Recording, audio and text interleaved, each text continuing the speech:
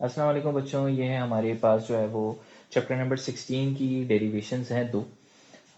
जिसके अंदर हम लोग को सबसे पहले तो एक मैग्नेटिक फील्ड के लिए सॉल्व करना है और दूसरे को हम लोगों ने फोर्स के लिए सॉल्व करना। ठीक है। तो ये जो दो डेरिवेशंस हैं ये बेसिकली आप समझ लो बुक के अंदर इन डिटेल फॉर्म गिवन नहीं है। यानी हमारे पास जो इस दफ़ा की बुक है उसके अंदर बहुत सारी डेरिवेशंस ऐसी हैं कि जो एक्सप्रेशन के तौर पर गिवन है। और बच्चों को जो है ना वो मैं हमारे पास जो है ना ये अक्सर फेडरल के अंदर हुआ करता था कि बच्चों को सिखाया जाता है कि अगर कोई एक्सप्रेशन, अगर कोई फॉर्मूला जो है वो बुक के अंदर गिवन है तो उसकी डेरिवेशन आपको आनी चाहिए है, वो डेरिवेशन पूछी जा सकती है। तो बिल्कुल इसी तरीके से यहाँ पर भी इस तरह की चीज़ें हैं, लेकिन यहाँ पर कुछ हद तक बता दिया गया है। अच्छा, अब ये जो दो हमारे पास हैं कि एक magnetic field produce by current carrying conductor और दूसरी जो है हमारे पास फोर्स के लिए है। इन दोनों की डेरिवेशंस को हम लोग सॉल्व करेंगे। अच्छा, लेकिन ना ये जो दोनों टॉपिक्स है ना, इन टॉपिक्स की जो थ्योरी है वो भी बहुत इंपॉर्टेंट है। तो क्योंकि अभी तो ये हमारा वीडियो लेक्चर चल रहा है और ये प्योरली डेरिवेशन बेस है, तो मैं बहुत कोशिश करता हूँ कि मैं जो हूँ वो थ्योरी के साइड पर ना जाऊँ। क्योंकि यहाँ पर अगर हम लोग जो है ना वो थ्योरी पे डिबेट स्टार्ट करेंगे तो वो बहुत बड़ी हो जाती है। तो अभी भी मैं यही काम करूंगा, अभी मैं फोकस करूंगा सिर्फ डेरिवेशन को। तो मे बी पॉसिबल कि आपको, क्योंकि आपने थ्योरी पीछे की समझी भी नहीं है इसकी, तो आपको थोड़ी सी डेरिवेशन के अंदर ये वाली बात हो के, क्योंकि मैं आपको पता है कि मैं जिस तरीके से डेरिवेशन कराता हूँ तो उसके अंदर मेन मकसद ये होता है कि मैं उसको थ्योरी से लिंक करता हूँ। लेकिन यहाँ पर आपने क्योंकि थ्योरी अगर इसकी सही तरीके से नहीं पढ़ेगी तो आपको थोड़ा सा मसला होगा। मैं आपको डेरिवेशन की हद तक करा दूंगा, अगर कभी नेक्स्ट वीडियो में टाइम मिलता है हम इसकी थ्योरी अपडेट करते हैं तो इंशाल्लाह आप लोग थ्योरी भी सीखोगे। तो ये जो डेरिवेशन है ये हमारे पास बुक के अंदर समझ लो कि बिल्कुल भी सही तरीके से गिवन नहीं है, इन फॉर्म ऑफ वर्ड्स गिवन है और फिर एक्सप्रेशन लिख दिया, तो हम इसको प्योरली ड्राइव करेंगे। तो याद रखना बच्चों, इसके अंदर हम लोग करते हैं कि force on a particle is directly proportional to charge. यानी हमारे पास ये पहली इंग्लिश की लाइन उसके अंदर लिखी हुई है और हम इसको इन फॉर्म ऑफ डेरिवेशन ही लिखेंगे कि force on any particle is directly proportional to charge. हमने लिख दिया force is directly proportional to charge. तो ये हो गई हमारे पास इक्वेशन 1।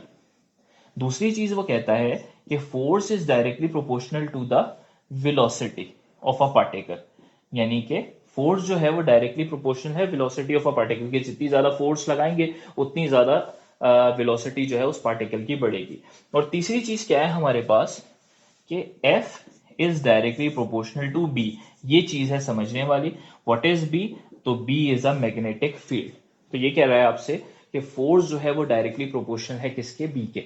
अच्छा, अब मैं जो ना आपको इसके अंदर डेरिवेशन एलिबरेट करूंगा, तो इसके अंदर आपकी जो मिसकंसेप्शंस है उसके अंदर से वो चले जाएंगे, क्योंकि उसके अंदर बहुत डायरेक्ट तरीके से आप समझ लो लिख दिया गया, समझ में भी नहीं आता कि किस तरीके से हुआ।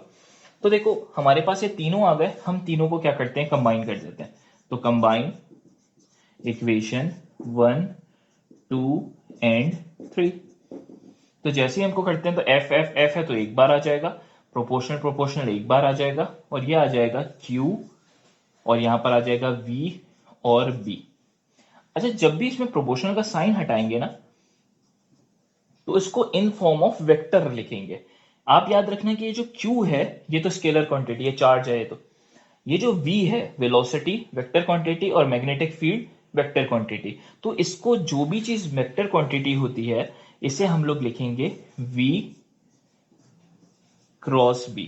अच्छा, आप लोगों ने बच्चों अभी तक, क्योंकि आपके पास कुछ चीजें डाल तो दी गई हैं, आपको याद होगा कि हम जब भी वर्क पढ़ते हैं तो वर्क होता है F.D, और जब हम टॉर्क पढ़ते थे तो टॉर्क होता था torque is equal to F cross R।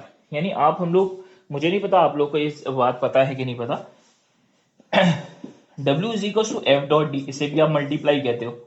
Torque is equal to F cross R या F क्रॉस D, इसे भी आप मल्टीप्लाई करते हो। ये दोनों है तो मल्टीप्लाई, लेकिन ये दो अलग तरीके के मल्टीप्लाई हैं। एक को कहते हैं डॉट प्रोडक्ट, दूसरे को कहते हैं क्रॉस प्रोडक्ट। ये क्रॉस प्रोडक्ट तब आता है जब दो चीजें मल्टीप्लाई होकर वेक्टर प्रोड्यूस करती हैं, और ये डॉट प्रोडक्ट तब आता है जब दो चीजें मल्टीप्लाई होकर स्केलर प्रोड्यूस करती हैं। अब आपको स्केलर वेक्टर के बारे में तो पता होगा, हम थ्योरी की तरफ नहीं जाते। तो यहां पर ये V एंड B के बीच में क्रॉस प्रोडक्ट है। और आपको अगर याद हो तो हम लोग एक काम करते थे, जब भी डॉट को हटाते हैं तो कॉस थीटा लगाते हैं। याद होगा F.D होता था तो हम करते थे W is equal to F.D cos theta. और टॉर्क में होता है एफ मल्टीप्लाई बाय डी। तो जैसे ही क्रॉस हटाते हैं तो लिख देते हैं एफ डी साइन थीटा। तो बस एक बात हमेशा याद रख लेना, अगर तुम्हें याद नहीं रहती है तो एक बात याद रख लो कि जब भी डॉट को हटाएंगे कॉस थीटा लगाएंगे, जब भी क्रॉस को हटाएंगे तो साइन थीटा लगाएंगे। सही है, डॉट को हटा के कॉस थीटा, क्रॉस को हटा के साइन थीटा। तो यहां से जरा क्रॉस को हटाओ, तो जैसे ही तुम यहां से क्रॉस को हटाओगे तो तुम्हें लगाना पड़ेगा साइन थीटा। इतनी बात समझ में आती है। अच्छा, मुझे निकालना क्या था बच्चों, इसके अंदर मैग्नेटिक फील्ड फाइंड आउट करनी है।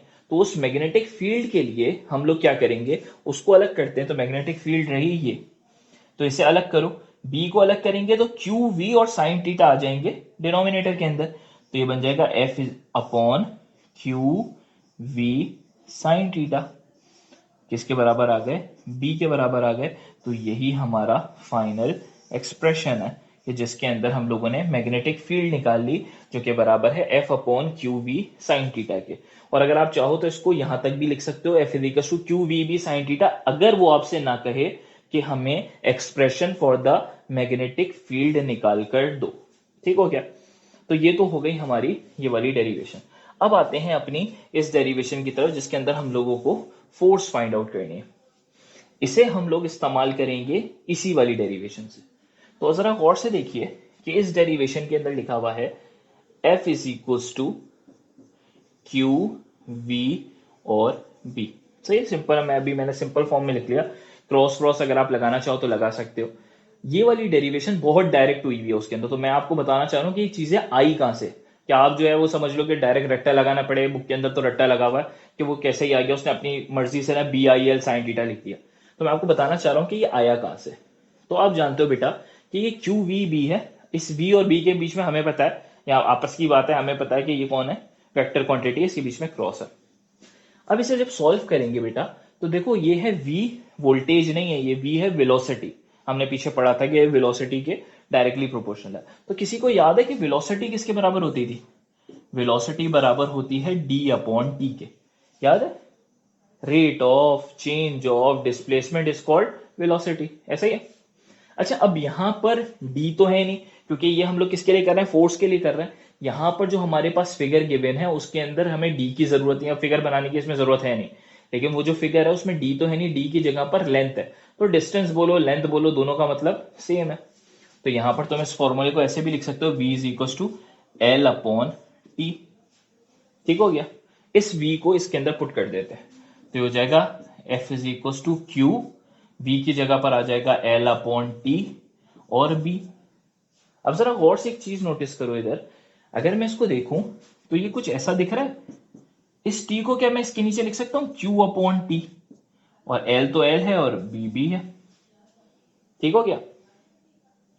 अब यहां पर ये q अपॉन टी जो है ये क्या बना रहा है, Q अपॉन टी याद करो जरा, what is Q upon T, Q upon T, Q upon T, Q upon T होता है करंट।